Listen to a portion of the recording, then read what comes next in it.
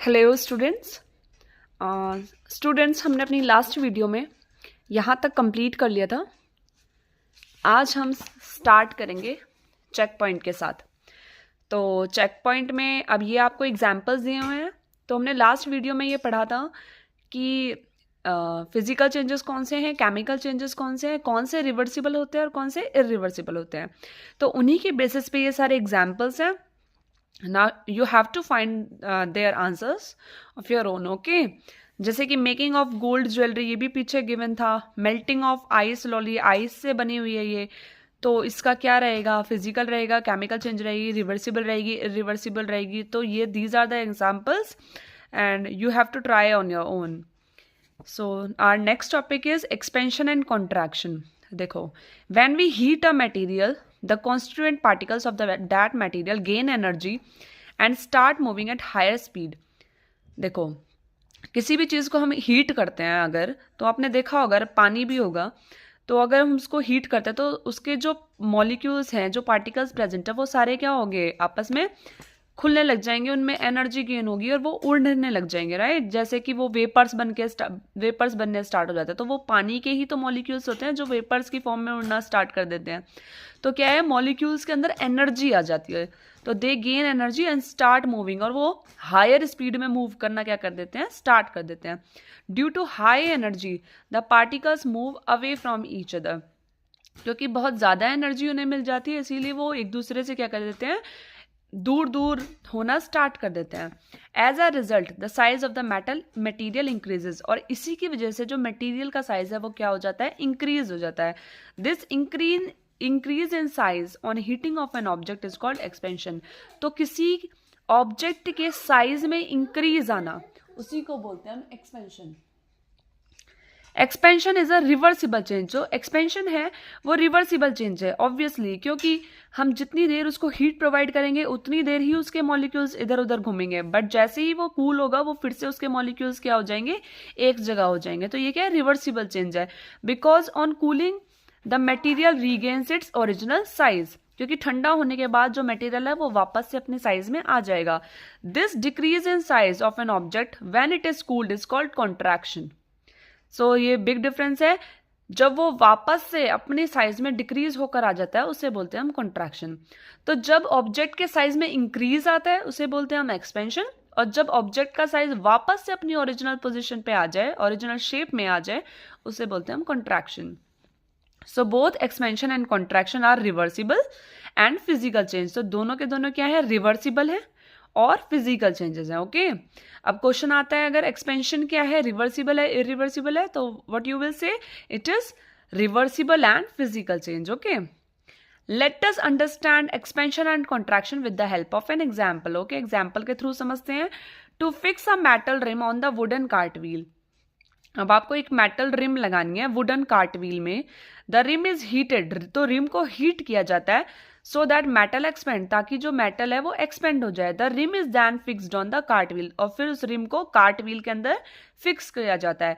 When it is cooled, जब वो ठंडा होता है, द मेटल कॉन्ट्रैक्ट्स, मेटल क्या हो जाता है, कॉन्ट्रैक्ट हो जाता है, और वो व्हील के अंदर टाइटली फिक्स हो जाता है। आपने देखा भी होगा, जो नीचे कार्ट व्हील में नीचे लोहे का लगा होता है, गोल गोल रिम होती है, वो उसको थोड़ा सा हीट किया जाता है उसे फिक्स करने के लिए, ताकि उसका जो साइज है वो थोड़ा सा इंक्रीज हो जाए, और जब वो ठंडा हो जाता है तो वापस से वो टाइटली उस वुडन को होल्ड कर दे, उस वुड को होल्ड कर ले। Expansion and contraction is maximum in gases. जो एक्सपेंशन एंड कॉन्ट्रैक्शन होता है, ऑब्वियसली किसमें ज्यादा होता है, सबसे ज्यादा गैसेस के अंदर होता है, एंड मिनिमम इन सॉलिड्स, और सॉलिड्स के अंदर क्या होता है, मिनिमम होता है। So the order of effect of temperature on different states of matter can be represented as। तो सब देखो, ये सारे इफेक्ट ऑफ टेम्परेचर का सबसे ज़्यादा इफेक्ट किस पे पड़ता है, गैसेस पे पड़ता है, उससे कम लिक्विड पे पड़ता है, और उससे कम सॉलिड में पड़ता है। तो ये क्या है, एक ऑर्डर है कि सबसे कम सॉलिड पे पड़ेगा, उससे ज़्यादा लिक्विड पे, और उससे ज़्यादा गैसेस पे फर्क पड़ता है टेम्परेचर का, ठीक है। टेम्परेचर कम ज़्यादा का फर्क यहाँ पे बात की जा रही है। अब देखो, aim to observe expansion and contraction, ये एक एक्टिविटी है, हमें ये ऑब्जर्व कर रहे हैं एक्सपेंशन और कॉन्ट्रैक्शन बेसिकली होता क्या है with through this activity. Material required, laboratory thermometer ले रखा है हमने यहाँ पे। ग्रेजुएटेड बीकर, बीकर लिए हुए हैं हमने, ice cold water and burner, ice cold water है और एक बर्नर लिया हुआ है, ठीक है। Perform this activity under the supervision of an adult, तो आपको ये किसी बड़े के अंडर विजन में, सुपरविजन में ही ये करनी पड़ेगी, ठीक है। Take a laboratory thermometer and note the temperature on it, पहले जो ये आइस वाटर का टेम्परेचर है हमें ये नोट करना है कि इसका क्या टेम्परेचर है, okay. Dip the bulb of the thermometer in ice cold water and note the temperature, अब आपको आइस कोल्ड वाटर के अंदर डिप करके रखना है और फिर टेम्परेचर को नोट करना है। Now put the beaker on the burner and let the ice cold water boil, अब आपको इसी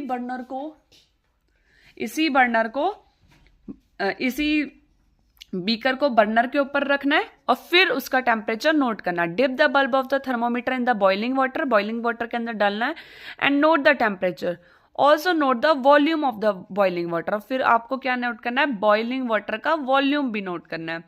note down all the readings in the table below, देखो आइस कोल्ड वाटर का क्या टेम्परेचर था, कितना उसका वॉल्यूम था, मतलब जब वो ठंडा था तो उसका क्या टेम्परेचर था और कितना उसका वॉल्यूम था, वॉल्यूम मतलब कितना वो था, क्वांटिटी कितनी थी, okay.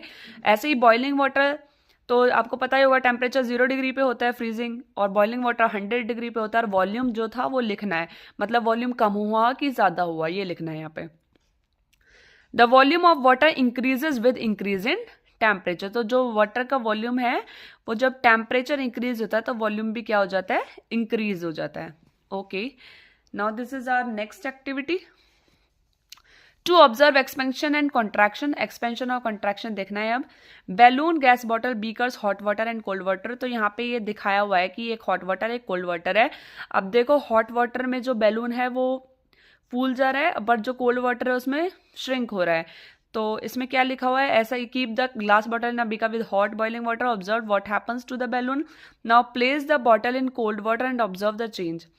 The balloon gets inflated as the air gas inside the balloon and the bottle expands on heating. When the tube is kept in the cold water, the gas contracts and the balloon deflates. तो जैसा कि मैंने अब बताया कि जब आपकी जो एयर गैस है इनसाइड द बैलून, देखो the balloon gets inflated as the air gas inside the balloon and the bottle expands on heating, देखो जब जो बॉटल के अंदर हीट है तो मॉलिक्यूल्स ऊपर को उड़ेंगे, मॉलिक्यूल्स ऊपर को उड़ेंगे तो वो बैलून को क्या कर देंगे, फुला देंगे। बट इसके जो मॉलिक्यूल्स है वो क्या है, कॉन्ट्रैक्ट हो रखे हैं, तो हवा नहीं है वो उड़ने वाले मॉलिक्यूल्स, क्या है वो उड़ नहीं रहे गैस मॉलिक्यूल्स, तो क्या है वो जो बैलून है वो श्रिंक ही रहेगा, okay. The solids also expand on heating, solids जो होते हैं वो हीट करने पे एक्सपेंड होते हैं। This is the reason why the rails of tracks have some gaps in between them, यही एक रीजन है कि जो रेलवे ट्रैक्स के बीच में ये जो है ये गैप्स क्यों होते हैं।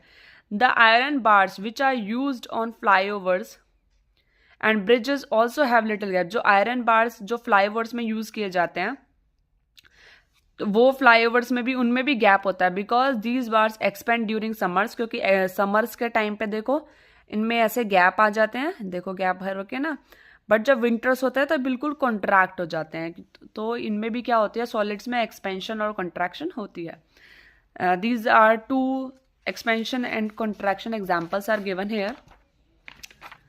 One is the jammed metal lid of a jar can be opened by heating, अगर आपकी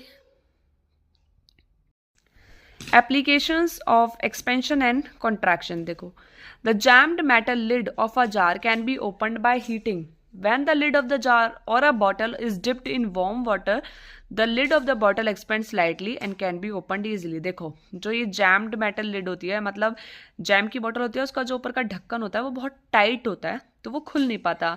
अगर उसको ईजिली खोलना है तो हम क्या करेंगे, थोड़ा सा उस जैम बॉटल को गर्म पानी में डिप कर देंगे, तो गर्म पानी में डिप करेंगे तो वो जो बॉटल का लिड है वो जैम बॉटल की वो थोड़ी सी क्या हो जाएगी, एक्सपेंड हो जाएंगे उसके मॉलिक्यूल्स और वो थोड़ी सी लूज हो जाएगी, ताकि उसको खोलना क्या हो जाएगा, आसान हो जाएगा। मर्क्यूरी एक्सपेंड्स ऑन हीटिंग, देखो मर्क्यूरी जो होती है आपके थर्मोमीटर्स के अंदर प्रेजेंट होती है, and contracts on cooling.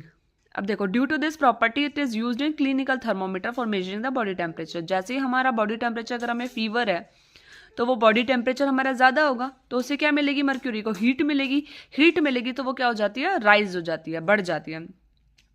Mercury absorbs heat, mercury क्या करती है, हीट को एब्जॉर्ब करती है from our body and expand, और एक्सपेंड कर जाती है।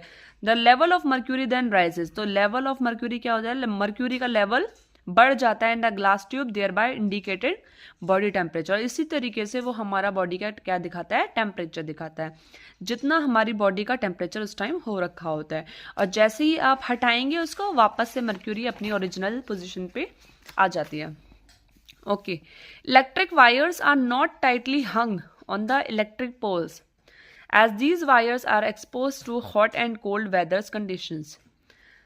If hung up tightly due to contraction in cold weather, they can snap. देखो, जो इलेक्ट्रिक वायर्स होती हैं वो आपने देखा होगा, जब सर्दियाँ होती हैं तो बहुत ज़्यादा टाइटली अकड़े होते हैं, बहुत ज़्यादा टाइट हो रखे होते हैं, उन्हें खोलना भी मुश्किल होता है। और जब गर्मियाँ हो रखी होती है ना समर्स टाइम में, तो वो ईजिली ओपन हो जाते हैं, तो इलेक्ट्रिक वायर्स के ऊपर भी इफेक्ट पड़ता है। तो इसमें यही बोला है, are not tightly hung on the electric poles, तो ज़्यादा टाइटली इन इलेक्ट्रिक वायर्स को टाइटली पोल्स के ऊपर नहीं बांधना चाहिए, क्योंकि जब सर्दियाँ होती है तो वो बिल्कुल और पास पास आ जाएंगे कॉन्ट्रैक्ट होके, इसीलिए उन्हें थोड़ा उनमें क्या रखना चाहिए, गैप रखना चाहिए।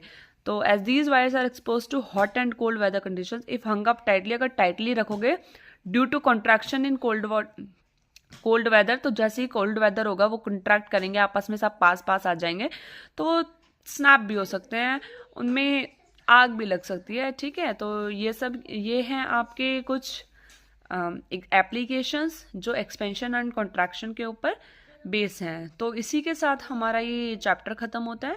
These are the key terms which is given at the back of this chapter, and you just go through these, but these all are given in between the chapter also.